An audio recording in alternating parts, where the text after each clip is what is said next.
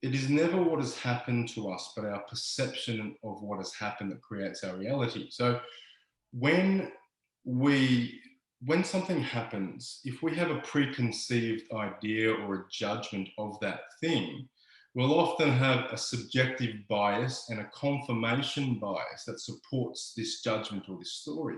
So just like I said before, it's just having that awareness to ask a more objective question, which is trying to show you the other side. It's trying to show you the hidden order in your perceived chaos. And when you can see the hidden order in your perceived chaos, like I said before, your time-space horizons expand, and you are more likely to make a decision from your highest self in that place. If you act emotionally from a trigger, you're more likely to make a decision from the ego, an emotional based decision. So it's just asking those better questions once again. It completely changes your perception, and then you then flow into making better decisions and taking better actions. Hello, my loves, and welcome back to Create Your Life. I am your host, Simone Leah. So I just wanted to let you guys know that today's interview is actually an interview that I recorded about a year ago when I ran an online event called the Soul-Led Entrepreneurs Summit. It was a really, really, really wonderful event. I had some beautiful, amazing speakers talking about things like connecting with your intuition and how you can use that in your business, how to do Facebook advertising, how to do marketing as a soul-led entrepreneur, all of these cool things to do with business, entrepreneurship, and actually also spirituality and connecting within. And so these interviews were so wonderful that I really wanted to be able to share them with you now. So if when you're watching this, you see or hear the word soul-led entrepreneurs, this is still the Create Your Life show, but these interviews were just too good for me to keep to myself any longer. So I really, really, really hope you guys enjoy this interview, and I can't wait to connect with you again soon.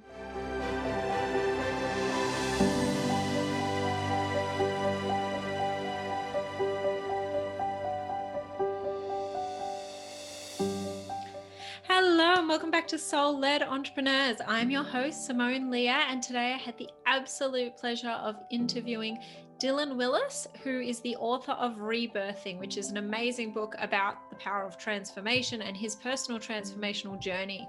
It's actually a really, really amazing book, and it's really a great book about doing the work, which is what today's interview was about. It was the importance of actually doing the work on yourself to have success in life and create the life that you want, really. And his book is amazing. I have read it, and it's just a really amazing book to read if some of the concepts that Dylan and I discuss are new to you. So, because we do talk about the 9 areas of your life, I call it the wheel of life. We do talk about that. We do talk about the masculine and feminine energy and things. We do talk about your values and how that's going to affect things. We do talk about how to do the work, how to listen in and connect with yourself again. So it's a really amazing and transformational conversation. And his book actually guides you through a lot of exercises that you can do to have that better understanding and awareness of what's going on within yourself. So it is an amazing interview. I literally loved it. And I feel like there's so many things that you guys as soul-led entrepreneurs or people who want to be entrepreneurs, I feel like there's so much that you can take away from this interview. So many little tips and tricks that I'd almost recommend listening to this interview more than once. Like, I think that there's so much in here that you could probably listen to this interview 2 or 3 times and still get something new out of it, because there is so much depth and subject matter that we talk about and that we cover. And it's a really great interview to help you develop that awareness of what doing the work kind of can look like, why it's important, and how it can really help you move through and transform your life. So I highly recommend you guys take some notes with this one. Take some notes and action some things after you listen to this interview, because it's a really, really great interview. And if you can even take only one thing out of this interview, it's going to be one thing that moves you forward. That is 100% for sure. So I hope you guys enjoy this interview, and yeah, I look forward to talking to you all again and sharing new content with you soon. Hey guys, and welcome back to Soul Led Entrepreneurs. I'm here with Dylan Willis, the author of Rebirthing today. How are you, Dylan? I'm good, Simone. How are you? Good, thank you. It is so nice to have you here. I literally loved the book. It was amazing. And I think that it is a valuable resource for anybody, especially touching on today's topic of why it's important to do the work, especially if you want to move ahead in your life and create success or businesses or whatever you're doing. Doing the work is such an important part of that. So I do want to jump into that topic, but I'd really love to ask you, what does being soul aligned in business mean to you? Well, it's actually something that I've mentioned in the book. I use the acronym for the word soul, SOUL, as the state of unconditional love. And so for me, I guess being a soul-aligned entrepreneur is honoring what love is. And for me, love is honoring both sides of life. So if you're a soul-led entrepreneur, you take the trials and the tribulations as part of the game. It's not about, it's not all love and light, and it's not all darkness and doom and gloom and shadow work. It's a combination of both sides, and it's walking the middle way path, because business is hard. It can be hard at times. And, I often talk about writing. Do I always like writing? No, I don't always like it. Sometimes it's really challenging. Sometimes it's arduous, and it's I'm pulling my hair out and so on. But do I always love writing? Absolutely, because the feeling of gratification you get after completing something that you put your heart and your soul into far outweighs that of instant gratification. So for me, being a soul-led entrepreneur is walking that middle path and embracing both sides. I literally love that. And why is that important? Like, why is it important to really do that work on yourself to be able to move yourself forward? It's interesting because I've worked with hundreds of entrepreneurs over the years, and particularly in the startup and scale stage of business. And it was always apparent to me that even though the five key pillars of business, so let's say we look at sales, marketing, operations, finance, and people, and probably throw product in there as well as the sixth pillar. Um, you can improve at all of those areas, and you can learn tactics and so on, but it's always between the ears and what's in your heart that holds people back. So the biggest glass ceiling that I saw in hundreds of entrepreneurs was their ability to grow themselves, and the business never outgrows the founder. So as you break through your glass ceilings and you expand your horizons and your conscious awareness, you allow the business to do the same. But if you don't do the work on yourself and you have a cap on your potential, the business cannot grow. It just doesn't work that way. Yeah, I totally agree with that. You can have all the information in the world, but if there's something on the inside that's just, a little bit out, that could be what's holding you back. So how would someone identify that there is something that needs to be cleared and worked through? To me, your life is always a representation of the truth. So your life doesn't lie. And so oftentimes we're not aware of what's holding us back. But if we say we consciously want something, but our life is clearly not reflecting it, then that's a good intro into where the work must lie. Because we are the conscious creators of our own reality, whether we like it or not. So if we're creating a reality that is not congruent to what we want, then we are a common denominator. And it's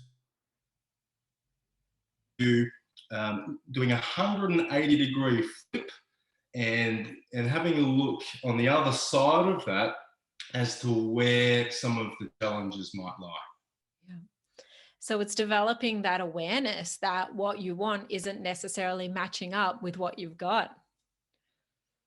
Yeah, absolutely. And whether we like it or not, we are creating our reality. And it's often said that the unconscious mind is the tip of the iceberg. So, um, 90% of our perceptions, decisions, and actions are coming from below the surface. So we are creating our reality, whether we like it or not. So if what is being presented in our conscious awareness isn't what we want, then it's worth diving a little deeper into what unconscious perceptions, decisions, and actions are holding us back from achieving what we say we want.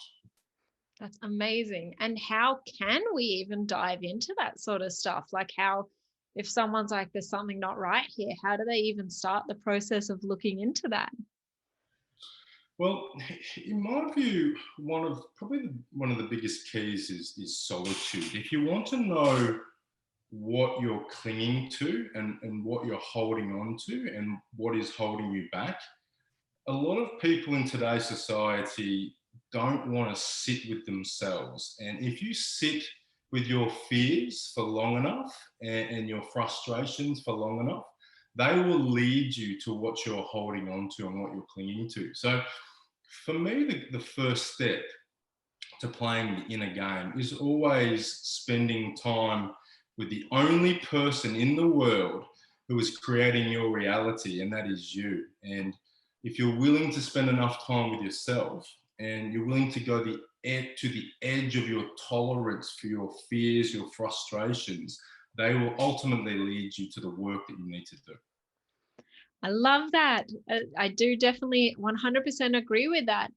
But there are a lot of people who are like, I'm too busy to spend time with myself, or, I don't want to spend time with myself. I'm busy having fun and meeting people and starting businesses and living life. And what do you say when someone is aware that they've hit a ceiling, but they're not necessarily making the time to spend by themselves? They'd prefer to like get some sort of quick fix answer.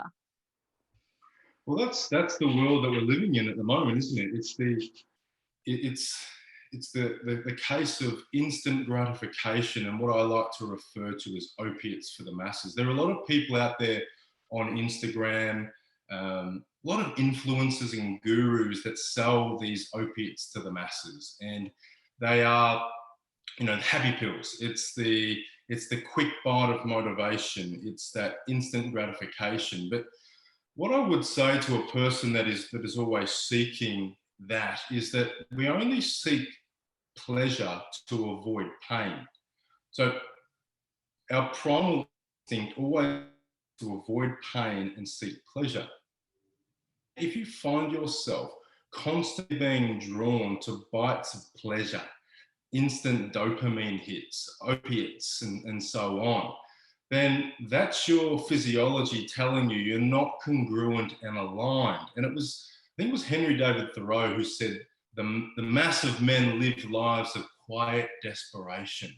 And so if you're constantly being drawn to sport, entertainment, stimulus, and so on, it is time to pause and reflect and ask yourself why you're doing that. Now, that doesn't mean you throw the baby out with the bathwater and stop doing things you love, but you've got to ask yourself, are you just masking pain by moving towards pleasure?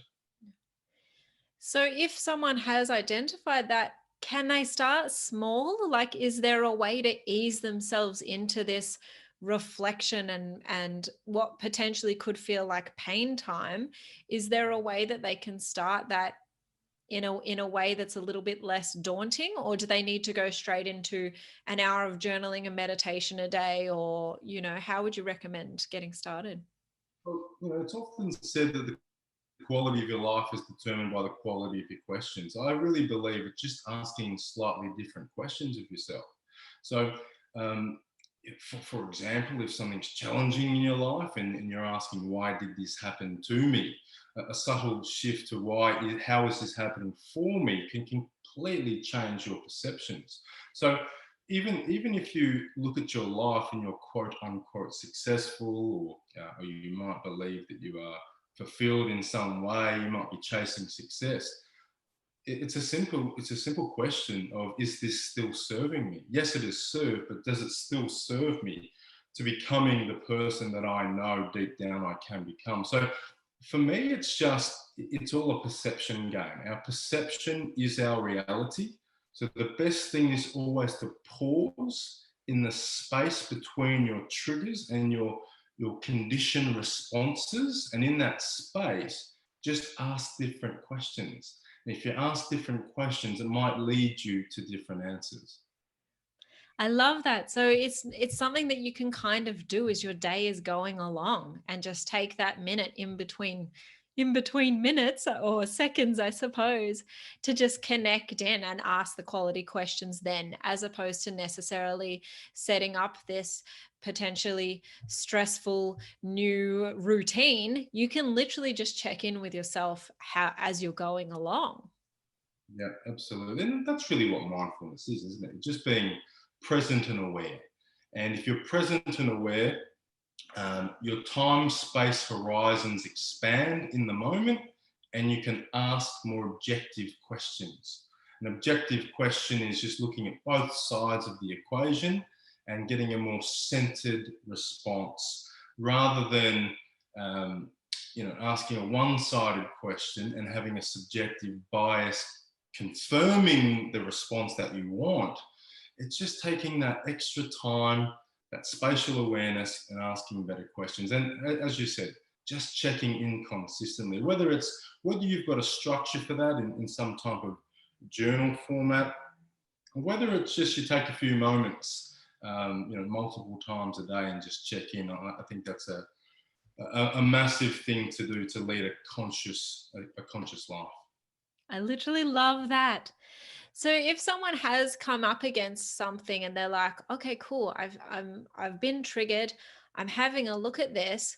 Can we speak about how it's your perception that's going to alter what you do once you've actually taken that moment, felt that trigger, asked that question? How does perception play in with how you're going to move forward?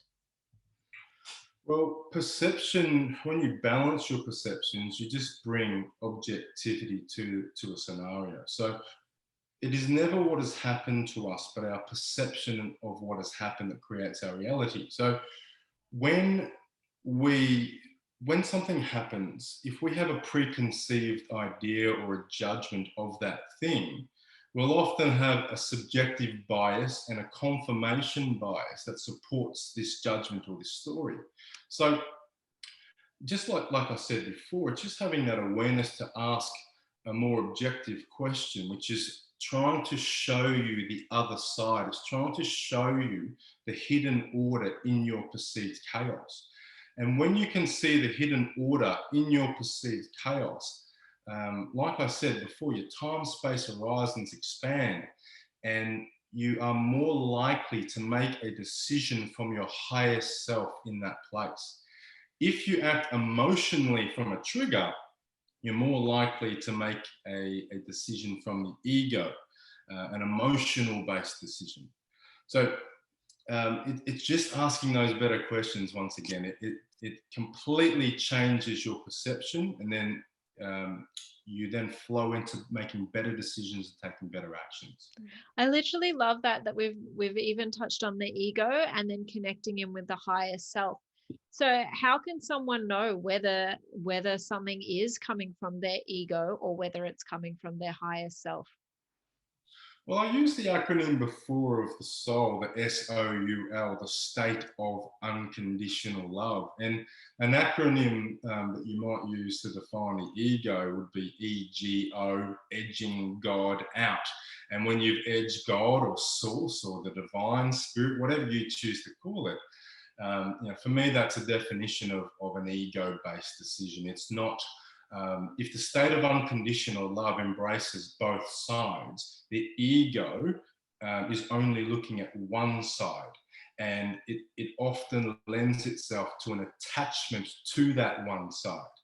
And when we are attached to that one way of thinking, that's where the subjective and confirmation bias and the story and the judgment starts to flow from. So anytime you find yourself emotionally triggered. It's your physiology telling you that you're out of balance, that you are caught in some type of attachment, and it is leading you to objectivity. It's asking you to ask a better question, to see the other side of the equation. And when your mind is balanced, your heart then opens, and then now you are centered, you're present, your time space horizons expand, and there you can make a better decision from your higher self. Yeah. I think I just love that. So for me, when I think about unconditional love and who we are, I tend to think of everyone as this beautiful being of unconditional love. And we've just got filters on top. And some of those filters are beliefs, some of those filters are our perception that we've taken from a situation. Do you believe there's any limit to anything that we can clear or change, or that unconditional love can shine through in every aspect? It was a great saying, actually, from a great teacher, John DeMartini, and he said that there's nothing the mortal body can experience that the immortal soul can't love. And I do believe that to be true. And John actually describes love as the synthesis and synchronicity of complementary opposites. And it's really a life philosophy of mine that everything and everyone is love, because everything and everyone is a synthesis and synchronicity of complementary opposites. I wrote a poem in my book called Being Human. And it starts off by saying, I am both sinner and saint. I own every trait. At times I am mean, while others I'm kind. Pure of the heart, but impure of the mind. And it just goes to show the duality that we all are and that this world is. And there is no such thing as a one-sided thing in life. And there's no such thing as a one-sided person. We are all love. Everything is love. And the only thing that stops us from seeing love is when we are caught in the ego, when we've edged God, source, the divine out of our lives. Because when we learn how to see the way God sees, all that remains is love. Everything is love. Everything else is an illusion. I totally love that. And I totally agree. And I just think it's so important for everyone to grasp this concept, because to me, it's a life-changing concept. And if obviously the audience is entrepreneurs, so let's even just touch on this a little bit more and apply it to an entrepreneur. So say, for example, you have been in business before, but your first business went bankrupt, and you are just denying that and going, I hate that time. I hated that experience.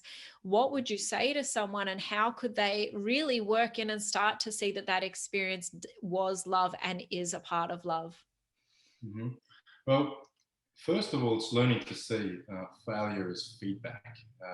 It was never on the way, in the way. It's always on the way. It's always serving us to the destination that we are intended to go. I have a chapter in the book called The Purpose Formula, and I help people join the dots back in their lives to see every situation and circumstance was in fact serving them.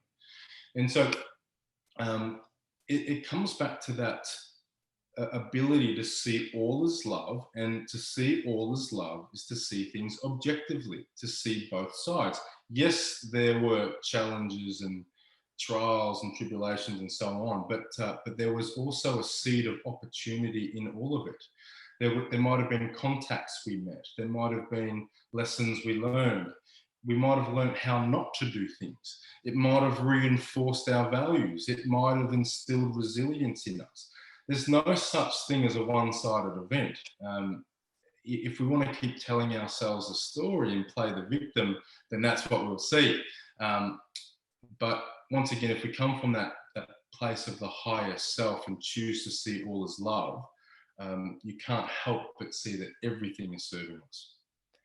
And that's actually really beautiful, because if there is some part of your life where you are denying that part of yourself and kind of going, that wasn't something good for me, when you can actually step back and observe that situation, as you're saying, and look at all of the beautiful things that came out of that situation, you are essentially accepting that part of yourself. And that full acceptance of self is going to help you to shine more in whatever way that you are actually trying to show up.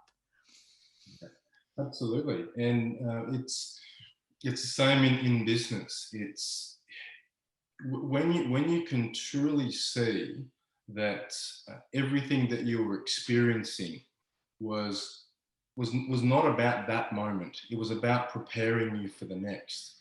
You can see the divinity in that experience, and it can hold you in good stead for your next venture, without doubt. Mm.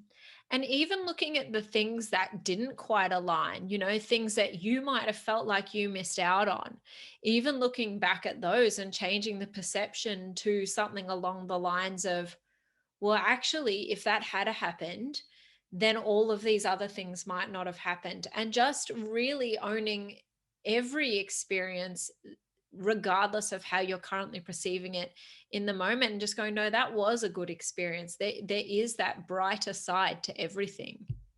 Absolutely. I'll tell you a quick story. I had a guy fairly recently, and it was, he approached me. He was a good friend. He wanted to talk about a scenario that happened to him in the past. And it was a 6-year anniversary of a failed suicide attempt.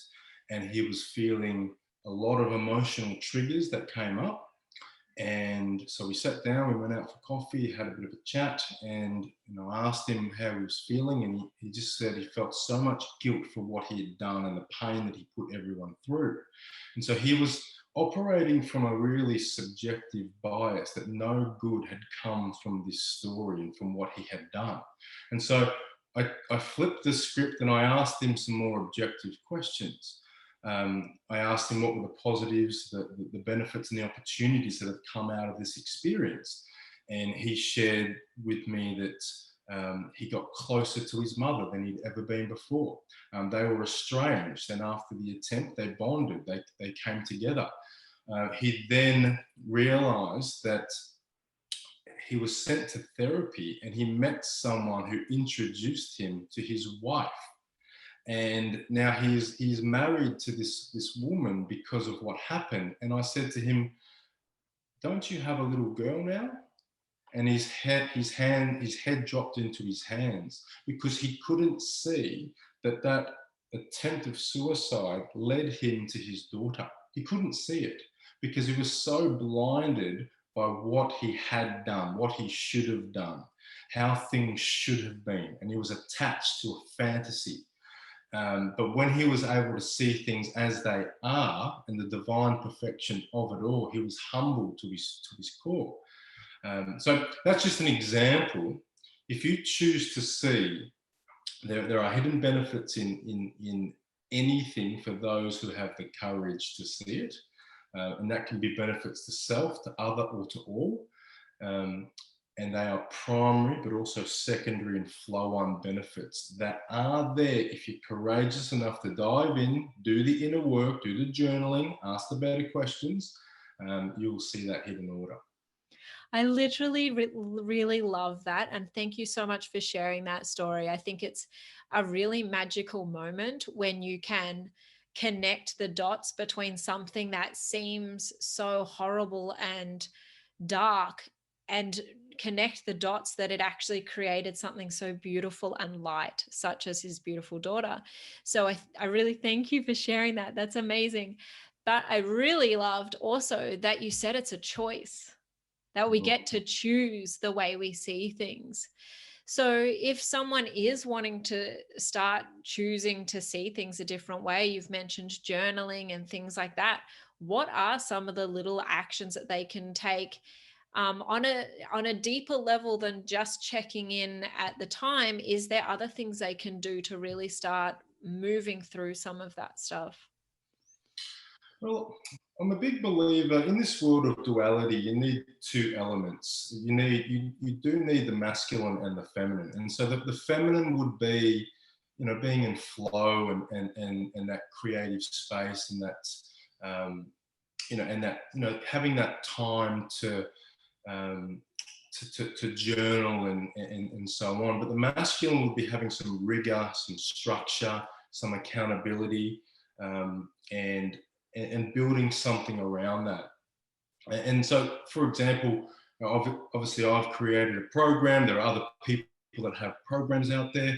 And so anyone that resonates with you on a deeper level, that's truth frequency for me. So when you hear someone speaking and it penetrates your soul, that's truth frequency. So I would get curious as to whether someone like that has a program that you can potentially follow and join a group of people to give you that structure, that accountability, that support, that sense of urgency, that rigor. Because often we have a lot of someday and one day people here in the world who say they'll get around to something, but ultimately never do. So sometimes it's a courageous decision to work with or engage with someone who you perceive has something that you need, and just make that courageous decision to do so. I literally love that. I do. And there's so many things that I really want to talk about. And I'm like, so conscious of time and where to go next, because it's so exciting to have you on. So I love that you brought up masculine and feminine energy as well. And I do want to touch on that in terms of having that masculine and feminine energy being or playing a role inside your life and your business. How important is it to acknowledge both of those sides of yourself in situations and life? I think it's everything, particularly in business. It really is the form of all creation. In the chapter of my book where I talk about mission, 80% of the chapter is about the masculine and the feminine dynamic, because the book that I wrote is an example of that. It's the ability to have rigor and structure, and wake up at the same time every morning and write and commit to a process and see an end goal through. But it's also being creative and allowing inspiration to flow through me. And that's where the poetry and so on came out of me. So all creation is born out of the blending, the unique blending of the masculine and the feminine. And from a personal sense, the most empowering moments of my life have been when I fully embraced the feminine flow in my life, the surrender. Often in my life as a teacher, coach, father, partner, and man on a mission, I'm too much in my masculine. I'm a little bit too rigid, and a little bit too structured. And it is the moments where I've allowed myself to flow and be in surrender and allow creativity to come through me that have created, my best outcome. So it's substantial.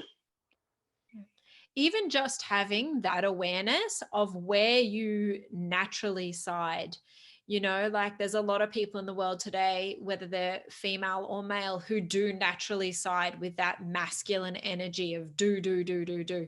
And once you have that awareness of where you are, you can start to integrate that more feminine, or if you're the other way, the masculine. But as you said, it's in those moments where you are accessing both, like you've got the masculine container, but then you lean in and feel that feminine flow. That's where the magic happens, because you've got both things in your life. You know what I mean? Whereas if you're just that one, it just doesn't tend to work. Absolutely. And one of the best analogies, an analogy I like to use in the book of the masculine and the feminine, is considering the masculine as the flag pole, and the feminine as the flag. And the flag blows freely in the wind to the ever-changing patterns of the weather, but the flag pole is unwavering and it's sturdy. But if you are just the flag and you are blowing freely in the wind, you can be a little bit aloof. You can have no structure. You can be flighty. You might be inspired, but you don't turn those ideas into tangible reality. Conversely, if you're just too structured and regimented, you lack creativity and expression in what you're doing. And that can be to your detriment in terms of the creative process. So it's always about having the blend of the two.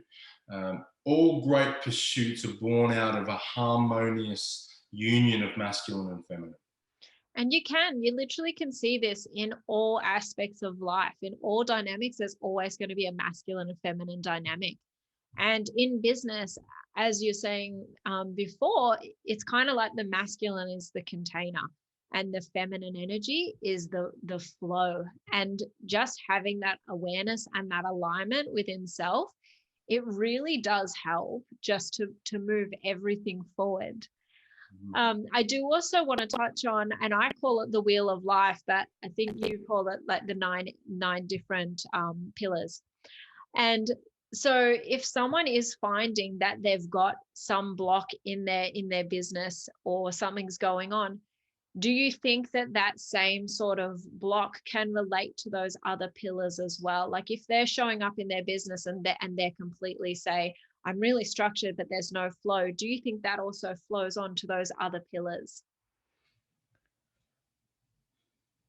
Absolutely. And if you're stuck in any area of your life, then you're probably not inspired. And it's interesting to note that the word inspiration literally means the immediate influence of God or a God. That's what inspiration means. So if you're not inspired, if you're feeling stuck, then you're blocking yourself off to the source, and you're likely not being congruent and aligned to your values. So it's worth, I call it the 9 areas of personal empowerment. And I look at mind, body, spirit, intimacy, family, social, career, finance, and lifestyle. And oftentimes we're trying to put a square peg in a round hole type thing. We're trying to force life, and it's wise to come back, look holistically at our lives, look at where we are out of balance, bring harmony back to our lives, and then often we are inspired because we're acting congruently to our highest values once more.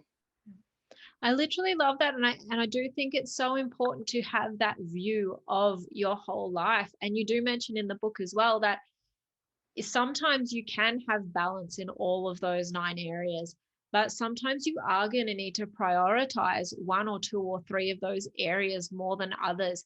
But that doesn't mean that what's happening in those other areas can't give you some answers to help you move forward. So like, for example, if you're stuck in your business, you may find that same thing does match up to an area that you're not necessarily putting your attention into, but it still is a frequency that's resonating throughout. So if someone is wanting to create more of an alignment within themselves, how can they start to do that? Well, it comes back to honoring your values. I take people through a series of questions in the book that help them uncover, unearth, and realign to what their true values are. Because oftentimes there are so many of us living in what I refer to as the comparison trap. And we're living a life that we think we should be living, that we ought to be living. We're comparing our lives to that of others. We're looking at other entrepreneurs, what they're doing, and we're trying to do that. But once again, our life doesn't lie. Our life is always showing us what we truly value most. So it's going through a clear process of knowing what your values are, and then making the decisions, obviously, to align to those values. One of the exercises that I do with people is with those 9 areas of life is just to ask themselves 3 simple questions. Who do I want to be? What do I want to do? And what do I want to have in all of those 9 areas of life? And that exercise is a great exercise in consciousness. It just brings to consciousness things that you wouldn't have maybe thought about for a long period of time. It's very common for the average person never to look at their life holistically and actually ask themselves what they consciously want in all 9 areas of their lives. Most people don't do that. And it was Carl Jung, I think, that said, what was the quote? You might have to edit this. Unless you make the unconscious conscious, it will direct your life and you'll call it fate. And that's what most people do. They don't bring to consciousness, their unconscious perceptions, decisions, and actions, and they arrive somewhere and they don't know how they got there. So the simple exercise that I just described for you, it's so powerful at just bringing to surface what it is you truly want. You know, it really, really is. And so for anyone who hasn't actually heard of a lot of these concepts that we're talking about today, I do highly recommend you go and get Dylan's book, because it does give you these actionable exercises that you can do, which is honestly, it's just amazing to have it all in that one resource. So for someone who is new to these concepts and you do sit down and you go, all right, this is what I want to do with business. This is what I want to do with business. Why is it important to have that awareness of what you want to do in all of those areas? Because a lot of people might be like, I'm starting a new business. I don't have time to think about what I want in my community or in my intimate relationships, or, you know, why is it important to even know those whole areas and spend time on that? Well, I'll probably take the question a little bit further as well. The 9 areas are great to understand your values, and I would refer to values um, as your micro, whereas your macro is around vision and mission. I think if you're starting a new venture and you're embarking on a new business or whatever it may be, it's really important to get a very clear understanding of what your vision and your mission are. So your values are how you show up every day, but your vision and mission are like your guiding star. And to the degree you are connected and aligned to a vision for your life or for the world, and an inspired mission, is to the degree you are empowered on a micro level. So your micro level decisions, your day-to-day decisions are informed by how deeply empowered you are on a macro level. So even though, yeah, I'm starting a new business, you've got to have deeper thinking and an expanded awareness. Or you are likely to be led by the ego in your decision making in business. And we're talking about soul-led entrepreneurs here. To be a soul-led entrepreneur, you have to have an immortal vision and an inspired mission that you are connected to.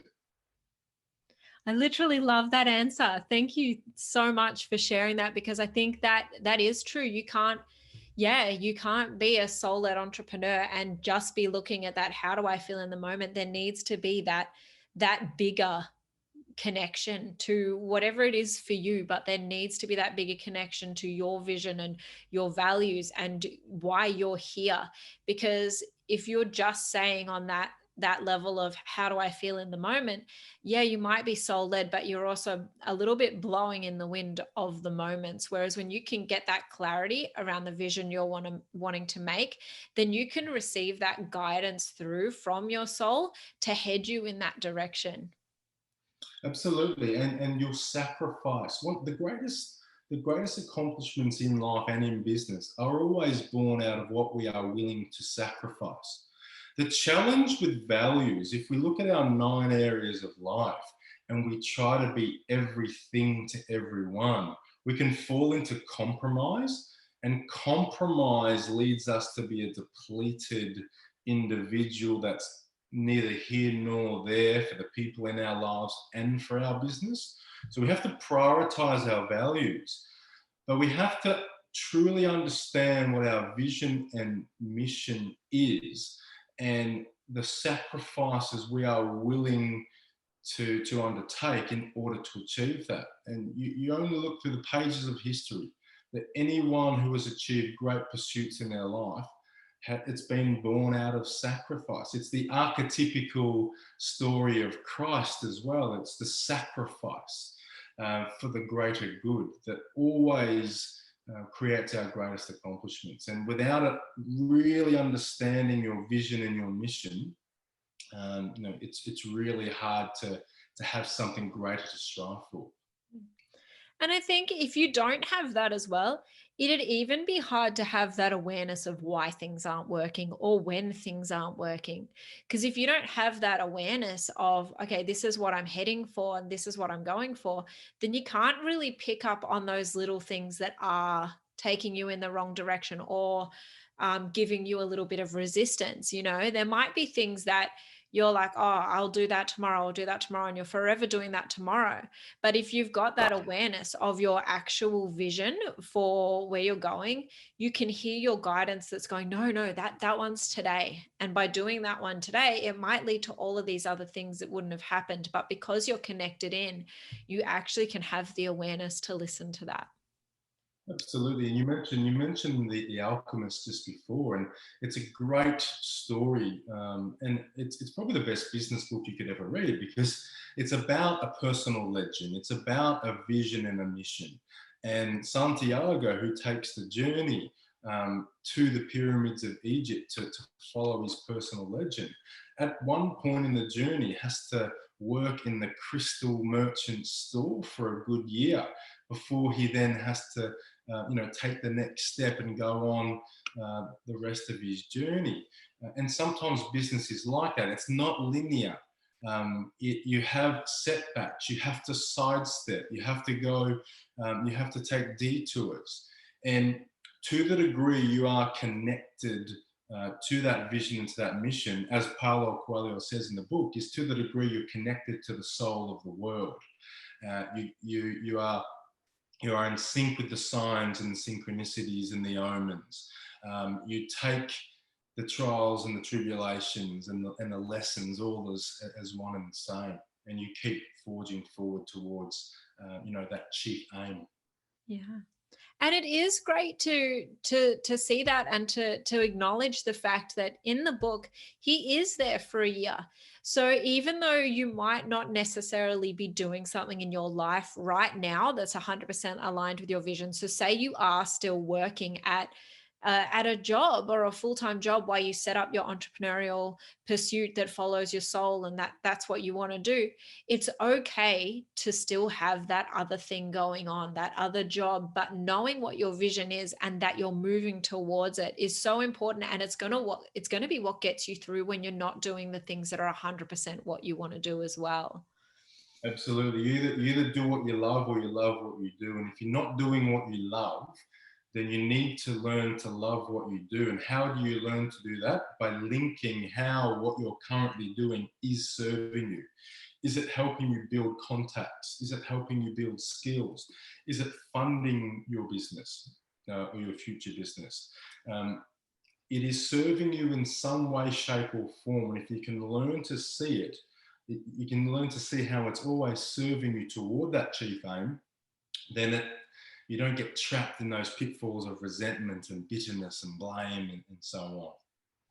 You can even come from a place with gratitude when you're looking at it like that, because a lot of people, they start to, oh, I don't know, but they start to burn out in those jobs and they're like, I'm not getting there, I'm not getting there. But if you can do what you've just said there and switch that mindset into how is this serving me, you can actually be so grateful for the fact that that's in your life in the first place and helping you on your mission. Absolutely. And that's what true gratitude is, isn't it? It's being able to see how everything is serving you. It's easy to be grateful for the things that are obviously serving us. So a lot of people embark on gratitude journals and so on, which is fantastic. But they'll often veer towards the light side of gratitude, where they're grateful for all the great things that they have in their life. But true gratitude is choosing to see how everything is serving you. Your challenges, the roadblocks, the detours, the pitfalls, the toxic people, the enemies, everybody is serving you in some way, shape, or form. And that's what true gratitude is. I would love to just touch on when we're saying about the light and dark. I think a lot of people think that doing the work is going to be scary or hard. What do you say to that sort of thing when people say that? Yeah, it's not. I understand that philosophy, but you can only truly know and love yourself by seeing yourself as whole. And so, it's a distorted view to see only the supposed good and the light side of ourselves.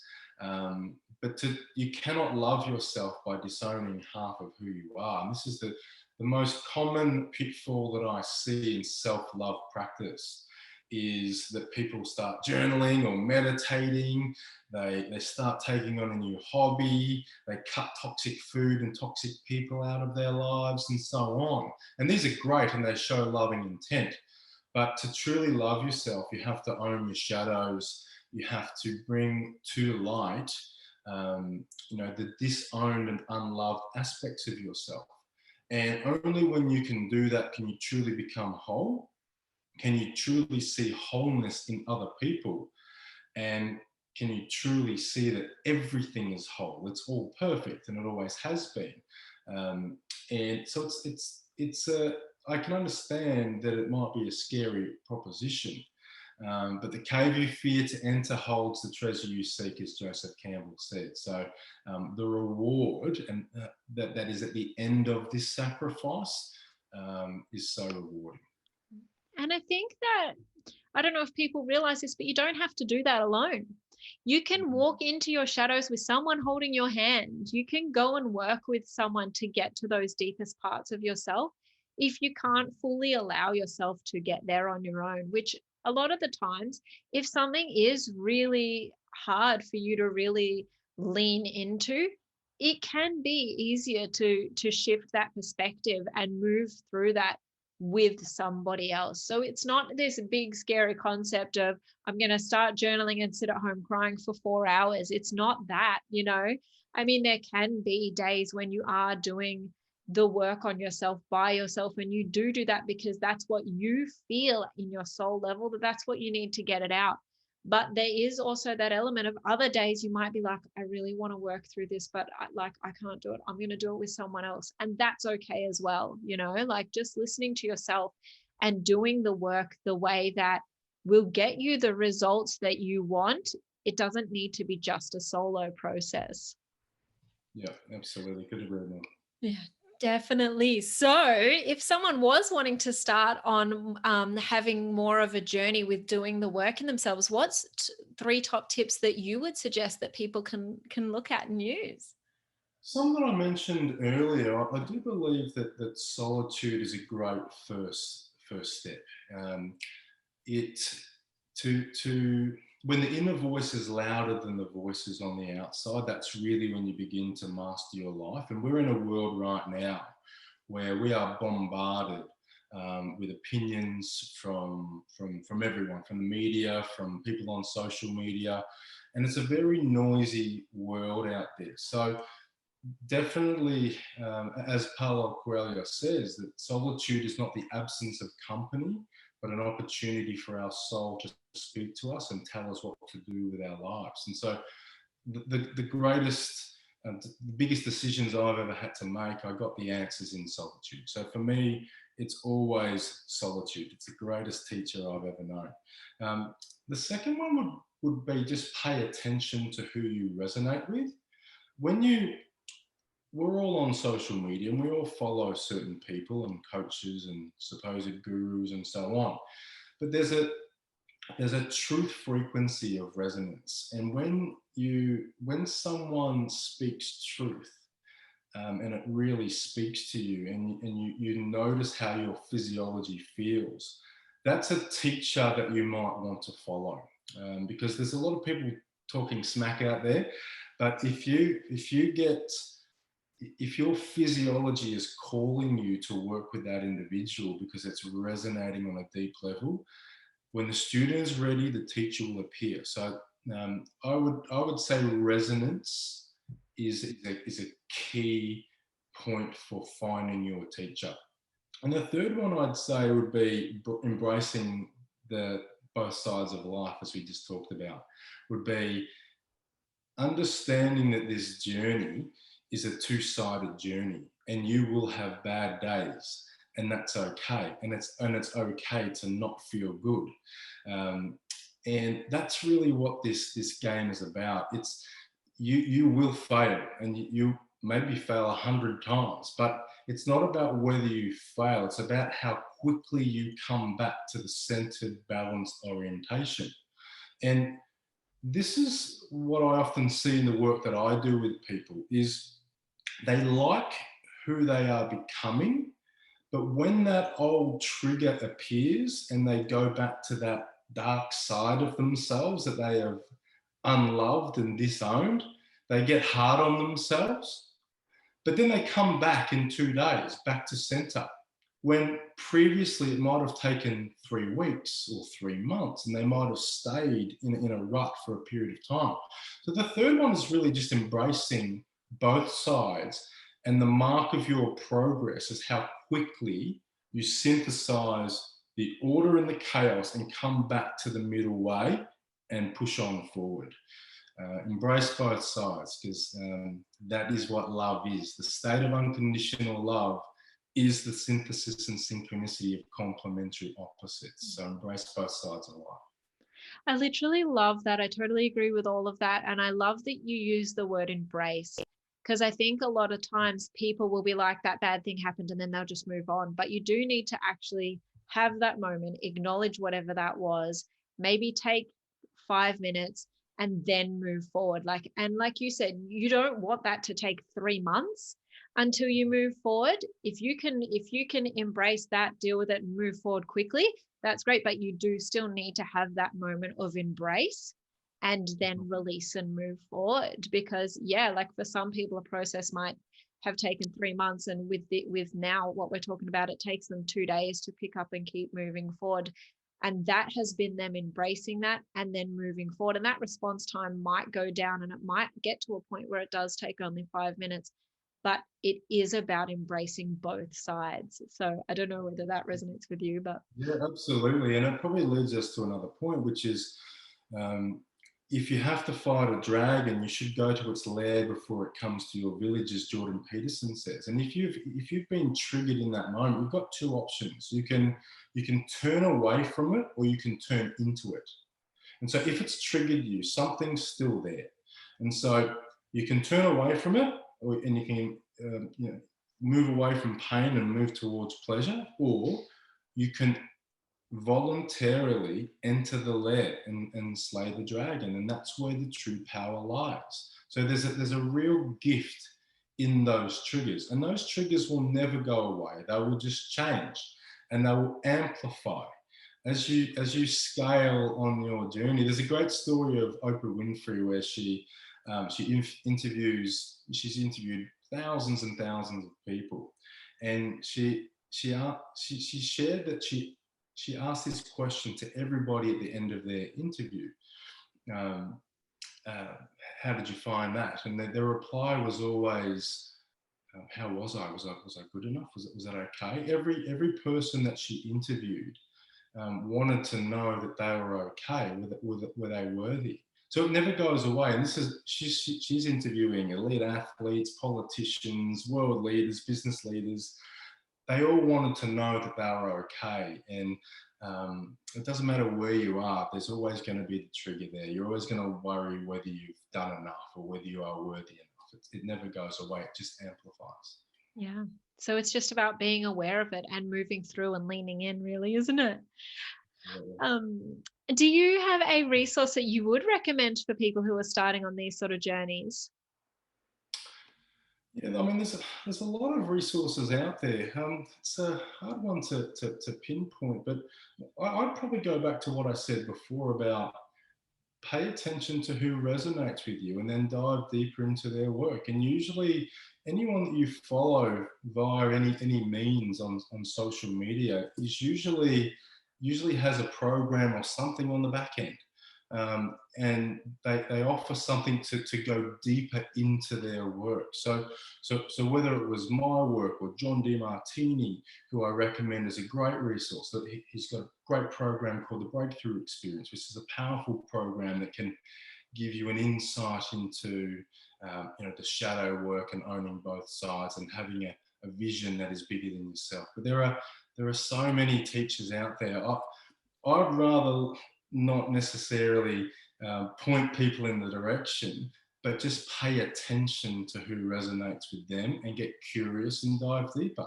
And don't be one of those periphery people that just listens to what they say on social media superficially. Dive deeper into what they've got to offer on the back end, because that's where the juice is. That's where the work is to be done. I really, really love that, because that is about being soul aligned with who you follow. Like, instead of giving one recommendation, you're like, just be aware of what's aligning to you and where you can find the deepest impact for yourself and follow through and go deeper with that. So I literally love that. Thank you so much. And as a resource, I would definitely recommend, if some of the concepts that Dylan and I have talked about today are new for you, you grab his book, because it's just got so many practical exercises and amazing thoughts that might be new concepts, but they're articulated so well in the book. And the journey that you can have just from that book is an amazing resource on its own. So if you haven't seen it, go and check it out. But where can people find you? The website is dylanwillis.net, and you'll see some information on the book. I've got the book, it's called Rebirthing, A Personal Empowerment Revolution. It's essentially a 9-step process to personal, professional, and spiritual empowerment. I sell that as an audio book, as a print book, and as a digital version. And there's information about my one-on-one coaching, group programs, and so on that I do on the back end. Amazing. Thank you so much. And I will definitely link to all of that sort of stuff, everybody. So you'll have access to that. It won't be hard to find. And thank you so much, Dylan. It's been so wonderful to connect with you and have this sort of conversation.